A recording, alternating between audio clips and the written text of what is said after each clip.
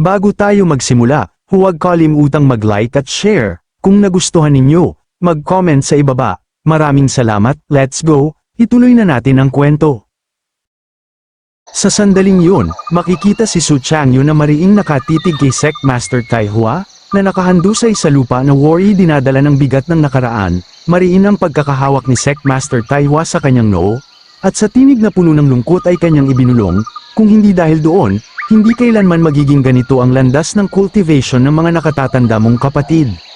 Ngunit sa pagdampi ng mga salitang yun sa pandinig ni Su Changyu, tila apoy ang sumiklab sa kanyang dibdib.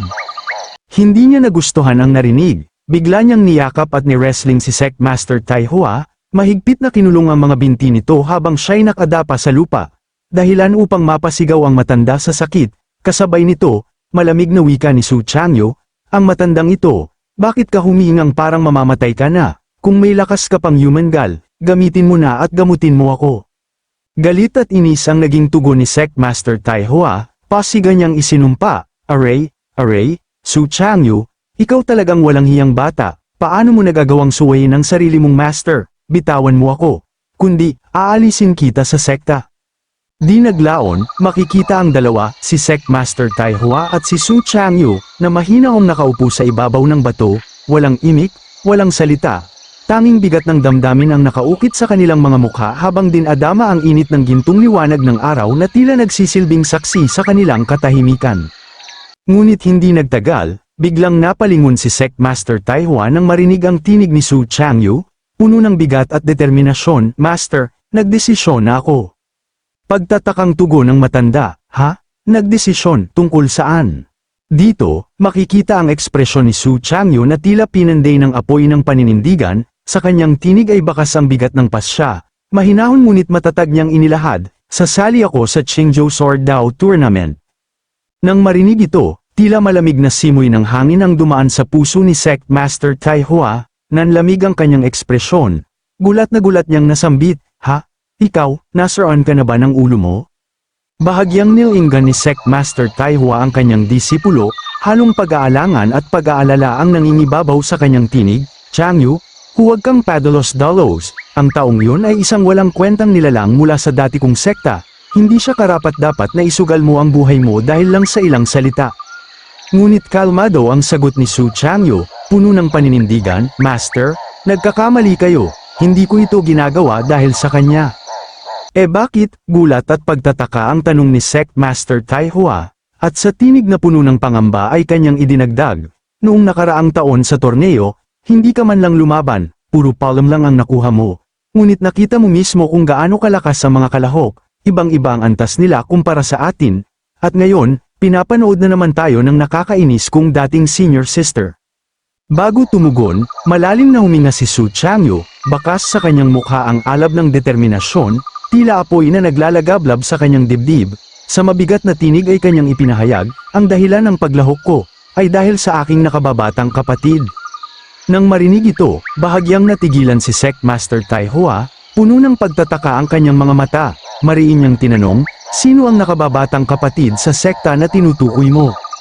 Marahang ipinikit ni Su Changyu ang kanyang mga mata, worry dinadala ng bigat ng damdamin, sa tinig na puno ng pagninilay ay kanyang winika, oo, si Junior Little Brother Yeping, mula nang makilala ko siya, doon ko lang tunay na naintindihan kung ano ang ibig sabihin ng henyo, doon ko rin nakita kung gaano kalaki ang agwat ko sa iba. Ngunit hindi nagtagal, bigla niyang idinilat ang kanyang mga mata, sa matatag na determinasyon, masigla niyang ipinahayag, oo, injured talaga ako ngayon, ngunit kapag nakaharap ka sa isang halimaw na kagaya niya, mahirap pigilan ng sarili na magsumikap pa ng kaunti, kahit kaunti lang ang mahabol ko, sapat na yon. Dagdag pa niya, sabay ngisi at tawa na may halong pangungutya sa sarili, kung hindi, masyadong kawawa ang buhay ko.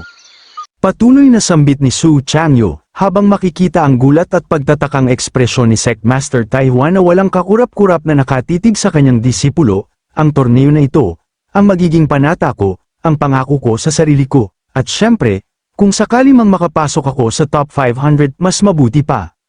Lumipat ang eksena sa tahanan ni Yeping, kung saan makikita siyang nakaharap sa gintong liwanag ng papalubog na araw, tila isang mandirigmang nakatindig sa harap ng kapalaran. Dito, si Yeping ay nakatalikod sa kanyang nilikhang atake, isang napakalaking bolang apoy na worry kayang magwasak ng buong lupain, habang bumabagsak ang naglalagablab na enerhiya mula sa kalangitan, dama ang tindi ng kapangyarihang pinakawalan niya, parang mismong langit ay nanginginig sa kanyang lakas. At di nagtagal, sumabog ng buong puwersa ang bolang apoy, ang lupa ay nagkadurog-durog, ang paligid ay nabalot ng nakakasilaw na liwanag, at ang hangin ay tila nagliyab sa init ng kanyang kapangyarihan, samantala, si Yeping ay nanatiling matatag sa kanyang pwesto, nakatalikod sa unos, parang handa niyang suungin ang kamatayan mismo. Matapos ang napakalakas na pagsabog, unti-unting lumitaw si Yeping mula sa apoy at alikabok, bumabagsak ang mga maliliit na bato sa kanyang paligid, ngunit siya'y matayog na nakatayo. Unti-unting ibinabalik ang kanyang espada sa kaluban nito sa gilid, tila isang Diyos ng digmaan na bumaba sa kalupaan.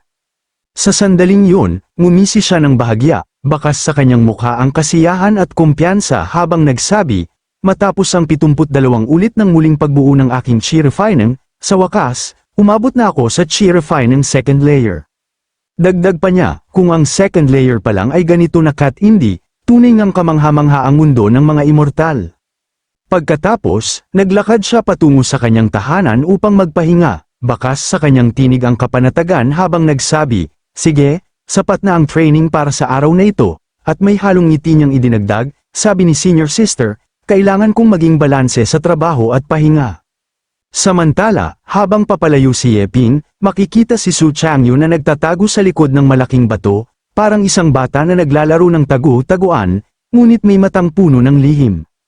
Nang mapagtanto niyang nakaalis na si Yeping, agad niyang binalot ang kanyang mukha ng maitim na banda upang ikubli ang sarili, pilyo niyang sinabi, hindi ako dapat mahuli, kung hindi, mawawalan ako ng mukha. Pagkaraan, nilapitan niya ang bitak sa lupa at masinsinan itong sinuri, bakas sa kanyang mga mata ang determinasyon habang nagsabi, si Little Junior Brother ay kayang umintindi ng sword marks mula sa puro kalokohan, ngunit ito, tunay na sword mark ng isang super genius, siguradong makakatulong ito para mabasag ko ang Galaxy Sword Technique. Ngunit bigla siyang natigilan ng mas aipat ang isang bagay sa kanyang gilid. At doon, bumungad ang isang libro ng kasanayan na nakapatong sa ibabaw ng bato, tinatamaan ang gintong liwanag ng papalubog na araw, mariin niyang nasambit, ha, ano yun, ngunit agad niyang napagtanto, mukhang, yung pirated book na binigay ko sa kanya.